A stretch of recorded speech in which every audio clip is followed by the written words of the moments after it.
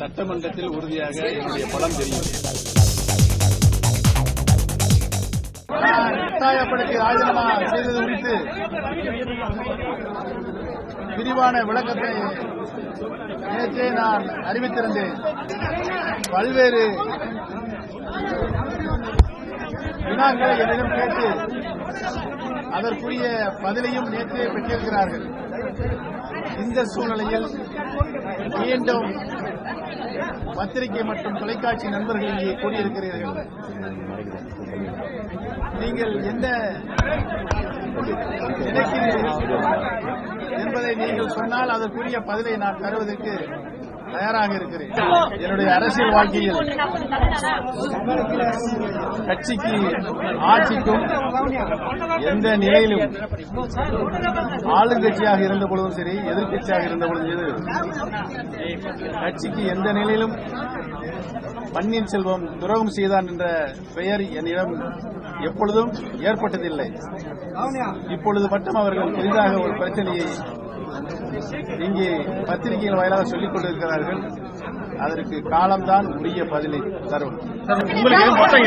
சட்டமன்ற உறுப்பினர்கள் எனக்கு ஆதரவு தரப்போகிறார் என்ற விவரத்தினை சட்டமன்றம் கூடியவன் அங்கு வந்து மாண்புமிகு சட்டமன்ற உறுப்பினர்கள் உறுதியாக நிரூபிப்பார்கள். ராஜினாமை திரும்பப் பெறுவதற்குரிய ஒரு கட்டாய சூழல் ஏற்பட்டால் உறுதியாக திரும்பப் பெறுவேன். மாண்புமிகு இதய தெய்வம் புரட்சித் தலைவி அம்மா அவர்கள், புரட்சித் தலைவர் எம்ஜிஆர் அவர்கள் எந்த நோக்கத்திற்காக அனைத்து இந்திய அண்ணா திராவிட முன்னேற்ற கழகத்தினை நிறுவி அதை கடுமையான உழைப்பின் மூலம் 3 முறை ஆட்சி கட்டிலே அமர்த்தினார்கள். மாண்புமிகு இதய தெய்வம் புரட்சித் தலைவி அம்மா அவர்களும் கிட்டத்தட்ட ஒரு 16 ஆண்டு காலம் தமிழகத்தினுடைய முதலமைச்சராக இருந்து ஒரு சிறப்பான ஆட்சியை, சாதனை மிகுந்த ஆட்சியை, ஏழை எளிய மக்களுக்கு பல்வேறு திட்டங்களை அவர்கள் இல்லங்களுக்கு கொண்டு போய் சேர்த்த முதலமைச்சராக சிறப்பாக ஆட்சி நடத்தினார்கள். அந்த வழியில் தான் நானும் மாண்புமிகு அம்மா அவர்கள் சோதனை ஏற்பட்ட காலத்தில் 2 முறை முதலமைச்சர் என்ற பொறுப்பிலே மாண்புமிகு அம்மா அவர்கள் நியமித்தார்கள். அப்பொழுதும் சரி, இப்பொழுதும் சரி, மாண்புமிகு அம்மாவுடைய கொள்கைகளுக்கு, கோட்பாடுகளுக்கு, அம்மாவுடைய எண்ணங்களுக்கு சிறு குண்டுமணி அளவுடன் நான் குறையாமல் என்னுடைய பணியை, கடமையை ஆற்றுவேன் என்பதனை நான் தெரிவித்துக் கொள்கிறேன். கட்சிகளை பற்றி 10% உண்மையை பதிலை சொல்லிவிட்டேன். இன்னும் நிறைய அதை என்னுடைய நான் போட்டு ஜீரணித்துக்கிட்டேன்னு சொல்லுவேன். மாண்புமிகு இதய தெய்வம் புரட்சித் தலைவி அம்மாவுடைய உடல்நிலை பற்றிய சந்தேகங்கள் இன்றைக்கு பரவலாக நாட்டு மக்களிடையே அவருடைய இதயங்களிலே இருக்கிறது. அதை போக்க வேண்டிய கடமை ஒரு அரசுக்கு இருக்கிறது என்பதை நான் உணர்ந்திருக்கிறேன். உறுதியாக ஒரு விசாரணை கமிஷன் அமைக்கப்படும். உச்ச நீதிமன்றத்தினுடைய தற்போது பொறுப்பில் இருக்கின்ற உச்சநீதிமன்ற நீதிபதி அவர்கள் அந்த விசாரணை கமிஷனுக்கு பொறுப்பேற்று விசாரணை செய்து முடிவுகளை நாட்டு மக்களுக்கு அளிப்பார்கள் என்பதை தெரிவித்தார். அந்த விசாரணை முழுவதும் விசாரணை கமிஷனுடைய மூலமாக வெளிவரும். உறுதியாக அமைக்கப்படும். கவர்னர் எப்ப சந்திக்க போறீங்க? கவர்னர் அலுவலகமாக வெளியூரில் இருக்கிறார். அவர் வந்தவுடன் சந்திப்பேன். அவரு சைடு தகவல் வந்திருக்கா? ஏற்கனவே நல்ல விளக்கத்தை கொண்டிருக்கிறேன். இன்றைக்கு கூட மாண்புமிகு புரட்சித் தலைவி அம்மா அவர்கள்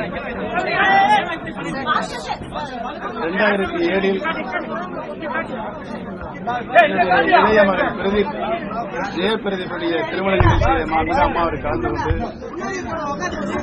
நான் 77 இன்று வரை எவ்வாறெல்லாம் கட்சி பணிகளில் ஈடுபட்டு படிப்படியாக இந்த இயக்கத்திற்கு உழைத்து நான் இந்த நிலையை அடைந்திருக்கிறேன் என்று மாண்புமிகு அம்மாவுடைய திருவாயினாலே அம்மா அவர்களை சொல்லியிருக்கிறார்கள். அது மாதிரியான ஒரு நிகழ்வு எப்பொழுதும் நடக்காது. அடிப்படை உறுப்பினர்கள்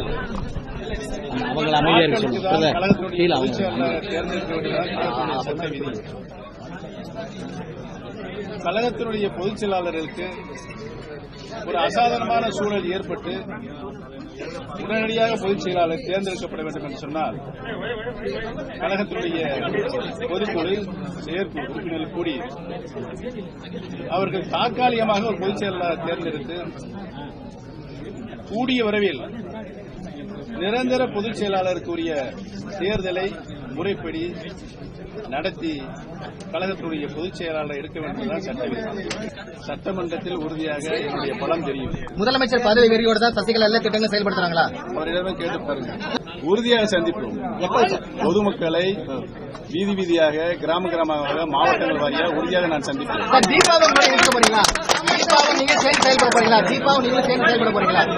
யார் வந்தாலும் அவர்களெல்லாம் மரியாதைக்குரியவர்கள். மாண்புமிகு அம்மாருடைய அண்ணன் பிள்ளைகள், அவர்களுக்கு உரிய மரியாதை நான் எப்பொழுதும் அளித்திருக்கின்றேன். எப்பொழுதும் இப்பொழுதுமே அளிக்கிறேன். நீங்க தீபாக்கு அழைப்பு விடுக்கிறீங்களா? நீங்க தீபாக்கு அழைப்பு விடுக்கிறீங்களா? இணைவு செயல்பட உறுதியாக ஆளுநர் எந்த ஒரு ஆளுநராக இருந்தாலும் இந்திய அரசியலமைப்பு சட்டத்தில் தான் அவர் செயல்படுவார். அது எந்த மாற்றத்திற்கும் இடமில்லை.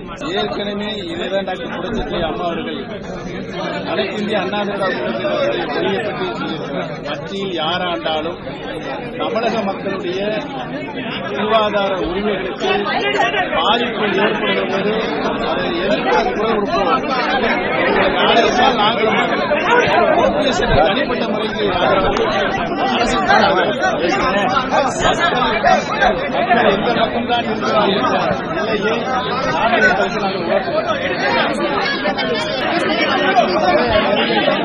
என்னோட தொடர்பு வந்து பேசிட்டு இருக்கோம்.